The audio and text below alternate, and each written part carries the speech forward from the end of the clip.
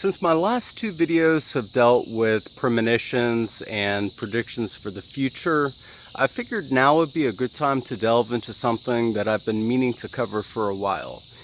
I've long been fascinated with remote viewing, its history, its authenticity as a real phenomenon, and its wide array of possibilities in terms of practical applications. Recently, I've been looking into one thing specifically. What are skilled remote viewers seeing when they attempt to look into the future for mankind?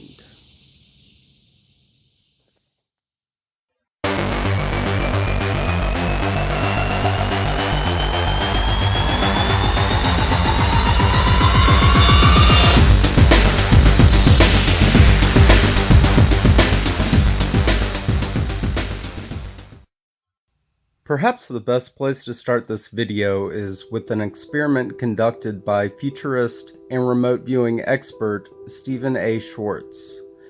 The year was 1978.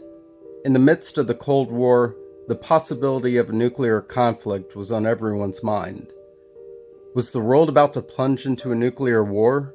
Motivated by his desire to find out whether or not this frightening possibility would come to fruition, SCHWARTZ devised a plan to get as many people as possible to remote view into the future.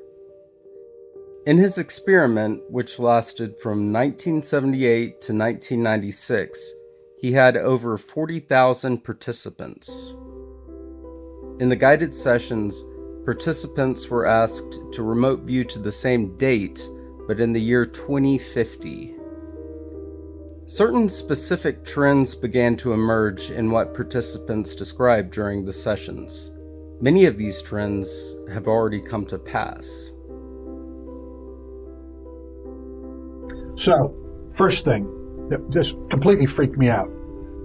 Because I was thinking in terms of Cold War, right? We're going to have a nuclear war. So the first thing I said was, is there a nuclear war? No. I said, is the world safer? No, the world is much more dangerous. So I said, why is the world more dangerous? Because of terrorism.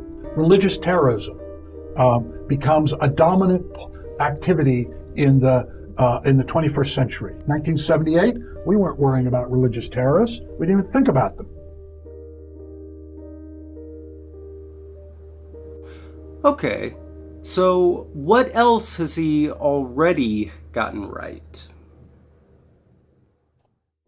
Second thing, who are the major forces at that time in 2050? Well, the Soviet Union has disappeared. And I heard that over and over again, and I thought, what in the world are they talking about? I would read this stuff, I'd be sitting in my lab reading, the Soviet Union has disappeared. What in the hell does that mean? At the time, we saw the Soviet Union as this great monolithic force in the world. Nobody ever, in 1978, thought the Soviet Union was going to disappear.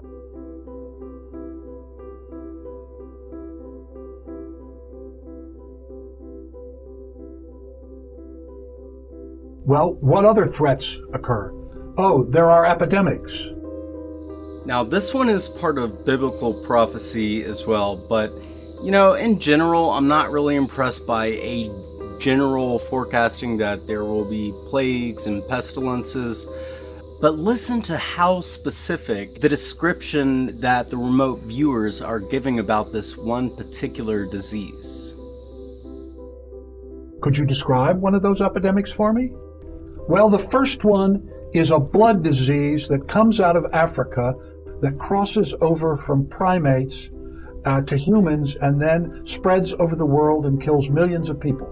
So I listened to this in 1978, 1979, early 1980. 1981, the first reports of AIDS come out. Right. So that's AIDS. Pretty impressive, right?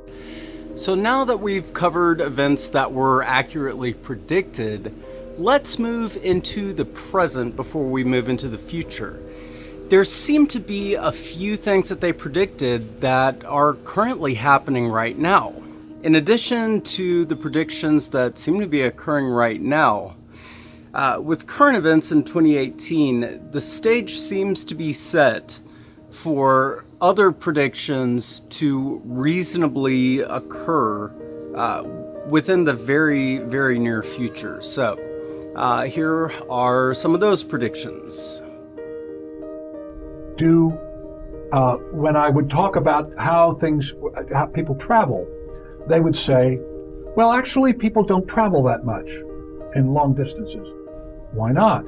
Well, because they don't allow airplanes to fly as much because the emissions from the planes do something to the atmosphere. That hasn't happened yet, but you already see in discussions of climate change arguments about, are we going to have to limit air travel? Well, then, if people can't travel long distance or don't frequently do it, how do they do it? They said, oh, well, you put on this kind of apparatus, and in this apparatus you can project yourself into this, well, I don't know how to describe it. It's like a virtual reality. Only all of your senses report, and you have meetings in there. And so that's how people do it. They don't physically do it. They do it in this kind of electronic space. I have been interested in low-energy nuclear reactions. You're talking about what is sometimes called cold fusion. Cold fusion, yes.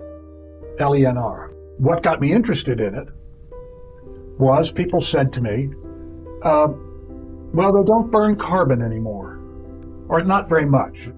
You don't buy a car, you buy a chassis, and then you buy a superstructure that bolts onto it, and you buy a kind of box that powers it. And I said, well, what's the box?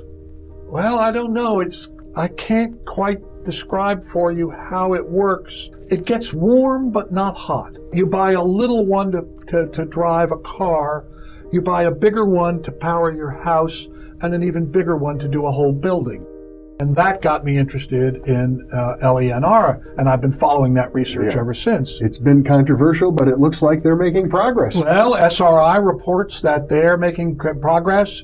Mitsubishi reports they're making progress, so we're going to see. But in any case, and we also now see, I just read a paper just a few days ago about how they're going to manufacture chassis, and then you can put whatever kind of car body you want on top of it.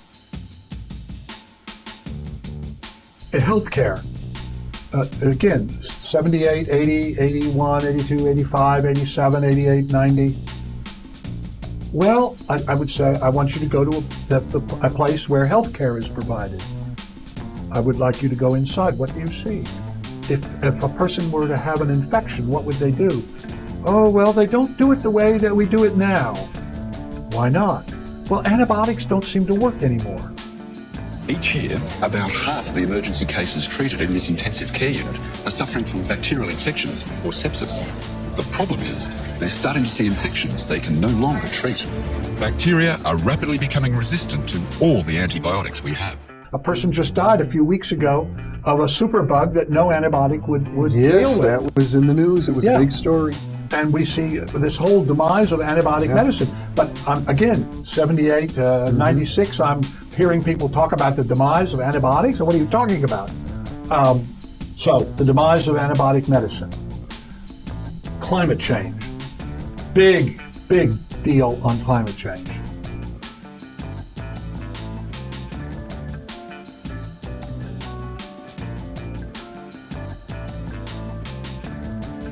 But real quick, I need y'all's help.